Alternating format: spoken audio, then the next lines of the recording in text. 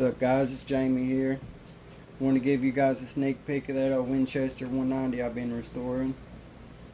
There's the stock after I put the wood stain on it. Looks a lot better. When I first got this gun, the stock was broke. It had a big hole in it here and it was taped up on it.